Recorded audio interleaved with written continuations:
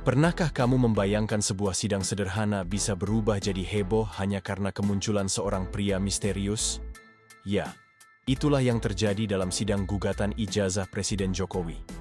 Tiba-tiba, seorang yang mengaku teman SMA-nya muncul dan membuat semua orang terdiam. Apa sebenarnya yang dia katakan? Dan bagaimana ini bisa mengguncang opini publik? Sebelum kita mulai, jangan lupa klik tombol subscribe dan aktifkan notifikasi, supaya kamu nggak ketinggalan cerita viral dan kontroversial lainnya yang bikin heboh di Indonesia. Hari itu harusnya biasa saja. Sidang lanjutan gugatan soal ijazah Presiden Jokowi di Pengadilan Negeri Jakarta Pusat dijadwalkan seperti biasa. Hakim datang, para penggugat duduk, pengacara sibuk membuka map, wartawan sudah siap dengan kamera. Tak ada yang aneh. Tak ada yang bikin heboh. Setidaknya, sampai seorang pria tiba-tiba masuk ke ruang sidang dengan langkah yang tenang. Tapi mata semua orang langsung menoleh. Bukan karena dia pakai jas mewah, bukan juga karena dia membawa dokumen setebal skripsi, tapi karena dia nggak ada dalam daftar siapapun. Bukan saksi, bukan penggugat, bukan pengacara, tapi mukanya seperti membawa sesuatu. Dan ternyata, bener aja, dia ngaku, saya teman SMA-nya Pak Jokowi. Tiba-tiba, ruangan yang tadinya tenang mendadak berdesis. Beberapa orang langsung celingukan. Tim penggugat melirik satu sama lain. Wartawan mulai bisik-bisik. Seorang pria yang katanya bukan siapa-siapa, kini jadi pusat perhatian. Pertanyaannya, dia ngapain di sini? Dan yang lebih menarik, dia bilang dia dirugikan.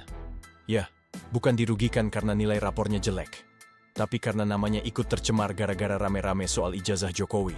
Dia bilang, kalau ada yang nyebut Jokowi nggak sekolah, itu artinya juga nyeret nama dia. Karena dia sekelas, seangkatan, sejalanan. Dan semua orang pun diam. Ini bukan cuma sidang soal selembar ijazah. Ini sudah jadi medan pembuktian antara siapa yang sebenarnya pernah kenal Jokowi, dan siapa yang cuma berspekulasi demi headline. Suasana ruang sidang pun berubah. Yang tadinya dingin dan prosedural, sekarang tegang dan, anehnya, agak emosional. Apalagi setelah pria itu mulai cerita tentang masa SMA mereka, tentang bagaimana dia ngerasa terpanggil, dan bagaimana dia nggak tahan lihat nama sekolahnya dijadikan bahan cibiran. Tapi apa ini bukti? Atau justru pengalihan yang pasti sidang hari itu nggak lagi biasa-biasa aja. Dan orang itu telah memecah keheningan yang selama ini jadi tameng bagi banyak pertanyaan tak terjawab. Siapa sih dia? Itu pertanyaan pertama yang muncul di kepala semua orang hari itu. Bukan cuma hakim, bukan cuma wartawan. Bahkan tim penggugat pun saling lirik. Wajahnya nggak asing, tapi juga nggak akrab. Tapi kalimatnya langsung bikin gaduh. Satu ruang sidang. Saya teman seangkatan Joko Widodo di SMA 6 Surakarta. Boom. Pernyataan itu kayak petir di siang bolong, nyamber ke semua arah. Karena dari sekian banyak spekulasi, dari semua keraguan soal ijazah, dari semua pihak yang katanya punya data, yang satu ini beda. Dia datang langsung. Bawa wajah, bawa ingatan, bawa keyakinan. Namanya bukan selebriti politik, bukan akademisi, tapi justru itu yang bikin suaranya menggema. Karena dia tidak berkepentingan, tidak diminta siapa-siapa. Dia hanya merasa, cukup sudah. Nama baik sekolah kami ikut dibawa-bawa. Saya nggak rela. Kata-kata itu mungkin sederhana, tapi diucapkan dengan nada yang berat. Ada emosi yang tertahan di balik intonasinya. Entah itu marah, kecewa, atau cuman jenuh. Jenuh dengan narasi yang terus dipelintir ke sana kemari, wajahnya serius. Tapi tidak tegang, seperti seseorang yang datang bukan untuk membela Jokowi, tapi untuk membela dirinya sendiri dan masa lalunya. Masalahnya, sidang ini bukan soal perasaan. Ini soal hukum, dokumen, dan kebenaran administratif. Jadi, apakah pengakuan teman SMA bisa diakui sebagai valid atau cuma gimmick emosional? Tapi kalau kita mundur sejenak, bukankah justru ingatan-ingatan seperti inilah yang membentuk jejak masa lalu seseorang? Pertanyaannya bukan lagi apakah dia teman Jokowi, tapi kenapa baru sekarang dia bicara? Dan disinilah publik mulai terbelah. Sebagian percaya ini adalah cahaya kebenaran yang akhirnya muncul dari reruntuhan polemik. Tapi sebagian lain, mencium sesuatu yang ganjil. Kenapa sekarang? Kenapa di sidang ini? Apa mungkin ada sesuatu yang sedang digerakkan dari balik layar? Atau mungkin ini justru suara hati yang selama ini terpendam dan akhirnya meledak di ruang sidang? Ruang sidang mendadak hening. Semua mata sekarang tertuju pada satu sosok. Bukan hakim, bukan pengacara, bukan penggugat. Tapi seseorang yang tadi pagi bahkan belum masuk daftar siapapun. Teman SMA Jokowi itu berdiri. Dengan suara yang tenang, ia berkata, "Saya hadir bukan untuk membela presiden. Saya hadir karena saya merasa dihina." Hakim sempat diam. Penggugat langsung bersandar, seolah menahan napas. Para wartawan buru-buru mengangkat kamera karena tahu inilah momen yang mungkin menentukan narasi ke depan. Pria itu lalu menjelaskan bahwa selama ini ia diam, menahan diri, menonton dari jauh. Tapi saat nama sekolahnya, gurunya, bahkan teman-temannya mulai diseret-seret, seolah bersekongkol menutupi kebohongan ijazah. Disitulah ia merasa harga dirinya diinjak. Kalau Jokowi dianggap tidak sekolah, lantas saya selama ini sekolah dengan siapa? Kalimat itu keluar dengan nada getir. Tak ada dokumen yang ia bawa, tak ada akta. Yang ia punya cuma satu, ingatan. Ingatan tentang ruang kelas, nama guru, bahkan cara Jokowi menulis tangan di buku catatan. Semua disebutkan tanpa ragu. Detil, bahkan beberapa nama guru yang sudah almarhum pun ia sebut satu persatu. Lengkap dengan karakter mereka. Tapi ini sidang. Bukan reuni, hakim hanya mencatat. Tim penggugat tampak gelisah karena pengakuan personal tak selalu bisa dikonversi jadi bukti hukum. Namun di mata publik, momen itu punya daya. Karena yang berbicara bukan buzzer, bukan simpatisan, tapi seseorang yang merasa punya kenangan yang sedang dilukai. Dan itu menyentuh sisi emosional banyak orang. Ini bukan tentang politik. Ini tentang kebenaran masa lalu saya. Begitu ia tutup pernyataannya. Dan tanpa disadari, ia baru saja menyulut percikan besar. Yang bisa jadi akan membakar narasi yang selama ini dingin, legalistik, dan penuh formalitas. Ia tidak datang membawa bukti tertulis, tapi membawa sesuatu yang kadang lebih tajam, kesaksian nurani. Dan seperti yang bisa ditebak, pengakuan emosional itu nggak diterima begitu aja. Tim penggugat langsung bereaksi. Wajah mereka nggak lagi datar. Beberapa terlihat geleng-geleng. Yang lain bahkan menyipitkan mata, seolah sedang mengukur. Ini, orang beneran temannya Jokowi, atau cuman aktor tambahan di panggung drama besar? Salah satu kuasa hukum penggugat berdiri. Dengan nada sinis, dia berkata, "Apakah yang bersangkutan masuk dalam daftar saksi? Apakah ada legal standing?" Langsung disambut bisik-bisik di antara bangku belakang. "Legal standing," katanya. Padahal yang bicara tadi bukan pengacara, bukan aktivis, bukan siapa-siapa. Hanya seorang alumni yang merasa marah dan datang dengan keyakinan bahwa suara nurani juga layak punya panggung. Tapi inilah ruang hukum, dan hukum tidak selalu berjalan searah dengan hati. Tim penggugat mendesak majelis hakim untuk tidak memasukkan pernyataan si teman SMA ke dalam pertimbangan. Mereka menyebutnya distraksi, gimmick, bahkan drama settingan. Dan di sini suasana mulai berubah. Yang tadinya hangat oleh kesaksian sekarang mulai terasa panas karena tuduhan. Di luar sidang media sudah menyebar berita kemana-mana. Teman SMA Jokowi muncul mendadak. Sidang ijazah Jokowi makin panas. Dan publik pun terbagi. Ada yang bilang, akhirnya ada yang berani bicara. Tapi tak sedikit yang curiga. Kenapa baru sekarang? Di dalam ruang sidang, hakim mengetuk palu kecilnya. Tanda bahwa babak konfrontasi ini harus ditahan dulu. Tapi keraguan sudah telanjur tertanam. Dan di titik ini, kita semua mulai sadar. Sidang ini bukan cuma soal selembar ijazah, tapi soal siapa yang lebih dipercaya. Suara hukum atau suara kenangan. Begitu sidang ditutup, ledakan itu pecah. Bukan karena keputusan hakim, bukan karena emosi di ruang sidang, tapi karena satu hal. Media. Wartawan dari berbagai arah langsung mengepung satu orang. Ya, pria misterius yang mengaku teman SMA Jokowi. Tadi, suara blitz kamera menyala-nyala. Boom mic diarahkan ke wajahnya. Pertanyaan bertubi-tubi keluar, seperti peluru.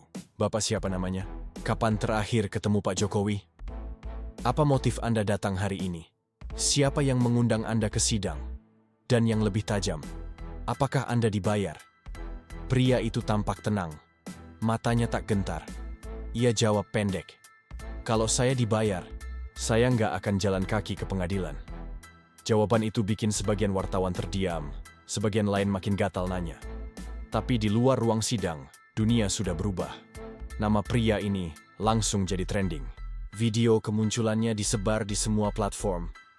TikTok, X, Instagram Reels, YouTube Shorts, semuanya ramai. Orang-orang mulai menzoom wajahnya, membandingkan dengan foto-foto masa SMA Jokowi. Ada yang percaya, ada yang mencibir. Narasi mulai dipelintir ke segala arah. Ada yang bilang dia pahlawan kebenaran, ada yang bilang dia pion dari skenario besar, dan sisanya hanya menonton sambil menyeruput kopi.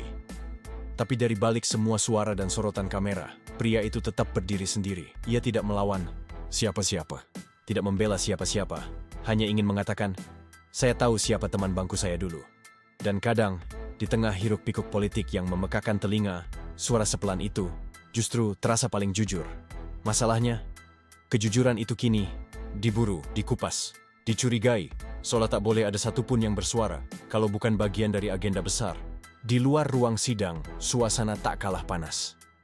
Bukan karena keributan, tapi karena satu hal yang lebih ganas dari argumen hukum, opini publik. Setelah video kemunculan teman SMA Jokowi viral, dunia maya terbakar. Ada yang bilang, akhirnya muncul juga saksi hidup. Tapi nggak sedikit yang nyeletuk.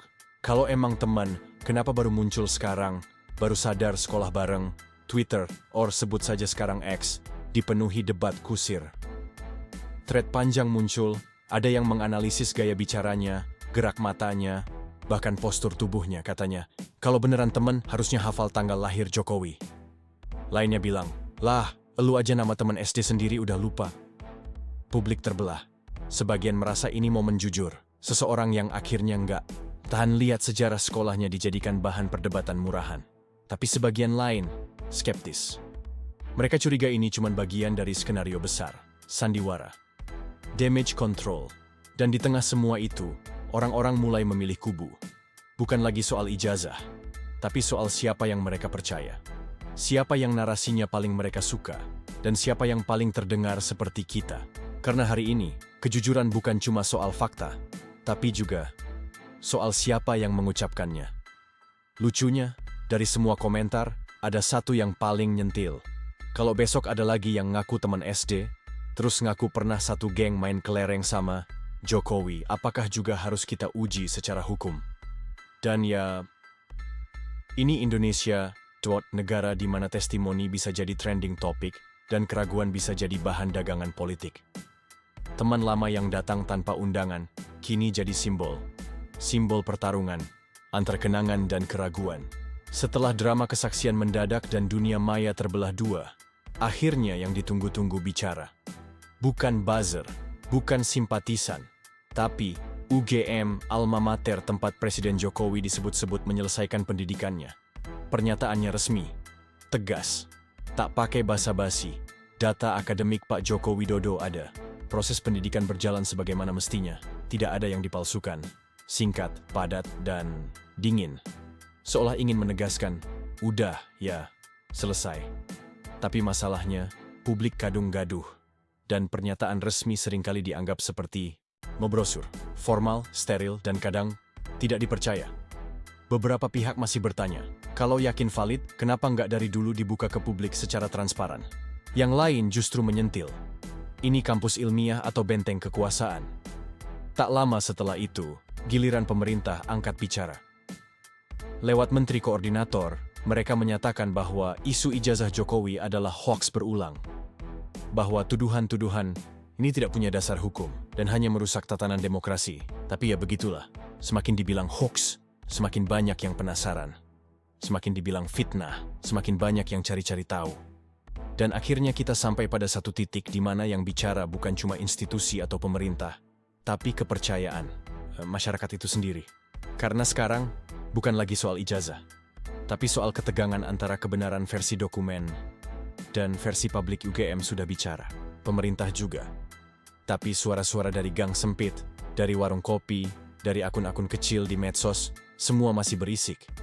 Karena di negeri ini, kadang kebenaran tak cukup dibuktikan. Tapi harus diyakini bersama-sama. Dan itu lebih sulit dari apapun. Sidang sudah ditutup, hakim sudah mengetuk palu, UGM sudah bicara, pemerintah pun sudah bersuara. Tapi, kenapa perasaan ini belum selesai? Orang yang datang ke sidang dan mengaku teman SMA Jokowi, sekarang entah kemana. Namanya viral, wajahnya berseliweran di TikTok, tapi esoknya hilang. Seperti hanya muncul untuk satu adegan, lalu keluar panggung tanpa tepuk tangan. Dan kita pun bertanya-tanya, apakah ini akhir dari semua polemik tentang ijazah, atau justru pembukaan babak baru? Karena begini, di negeri ini, sebuah jawaban seringkali tidak menutup pertanyaan. Ia justru menambah daftar tanya.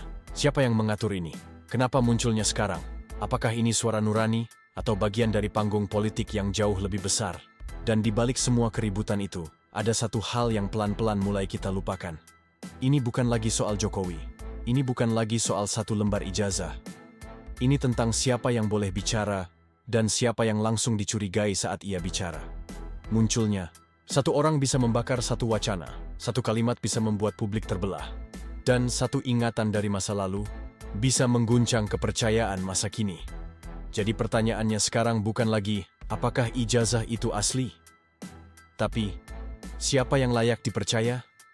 Karena hari ini, kebenaran bukan ditentukan oleh pengadilan semata, tapi oleh siapa yang lebih kuat menguasai narasi. Dan saat semua suara sudah disuarakan, saat semua dokumen sudah diperlihatkan, kadang yang paling sunyi justru jadi yang paling menakutkan.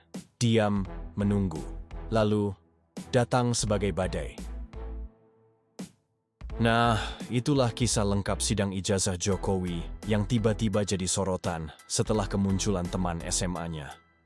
Apakah kesaksian ini benar-benar mengubah segalanya, atau cuma drama baru di panggung politik kita? Tulis pendapatmu di kolom komentar. Ya, dan jangan lupa like serta share video ini kalau kamu merasa cerita ini menarik dan penting untuk diketahui banyak orang. Terima kasih sudah menonton, sampai jumpa di video berikutnya dengan cerita yang tak kalah seru.